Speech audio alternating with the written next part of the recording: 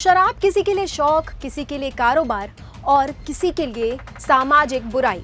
लेकिन क्या आपने कभी सोचा है कि यही शराब किसी राज्य के खजाने को माला माल भी कर सकती है? छत्तीसगढ़ में शराब ने ऐसा रिकॉर्ड बनाया है जिसने सत्ता और विपक्ष दोनों को आमने सामने ला खड़ा किया है। जी हाँ, आखिर 10,750 करोड़ रुपए की इस कमाई पर जश्न मनाया जाए या चिंता जताई जाए। नमस्कार, मैं दिव्या और आप देख रहे हैं उज्जवल भूमि। आइए समझते हैं शराब के इस नशे वाले गणित की पूरी कहानी। कहते हैं किसी राज्य की तरक्की उसके उद्योग, शिक्षा और रोजगार के आंकड़ों से मापी जाती है, लेकिन छत्तीसगढ़ में एक ऐसा आंकड़ा सामने आया है जिसने हर किसी को चौंका दिया है। यहाँ शराब ने कमाई के सारे रिकॉर्ड तोड़ दिए हैं। सवाल ये है कि क्या इसे बेहतर राजस्व प्रबंधन की सफलता माना जाए या फिर समाज के लिए खतरे की घंटी? क्योंकि छत्तीसगढ़ में शराब अब सिर्फ महफिलों और गिलासों तक सीमित नहीं रही, बल्कि अब सरकारी खजाने की सबसे बड़ी कमाई का जरिया बनती जा रही है। आबकारी विभाग के मुताबिक वित्तीय वर्ष 2025-26 में शराब बिक्री से प्रदेश को 10,750 करोड़ रुपए का राजस्व मिला।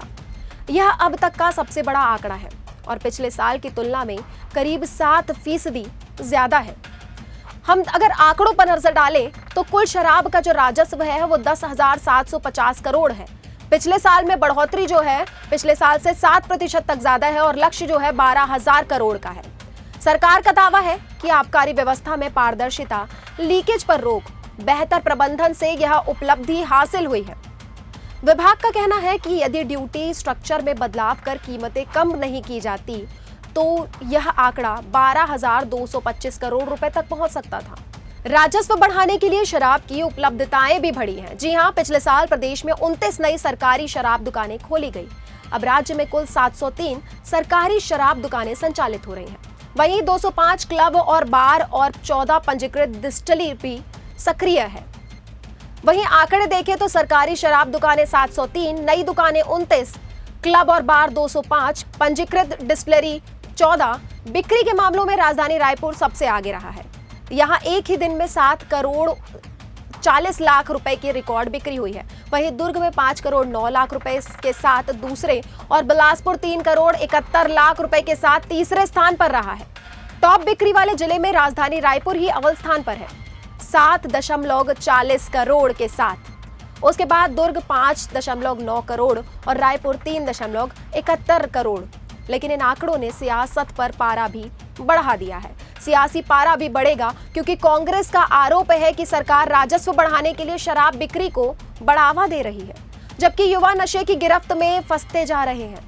विपक्ष का कहना है कि सरकार की शराब से बढ़ती कमाई सामाजिक चिंता का विषय है।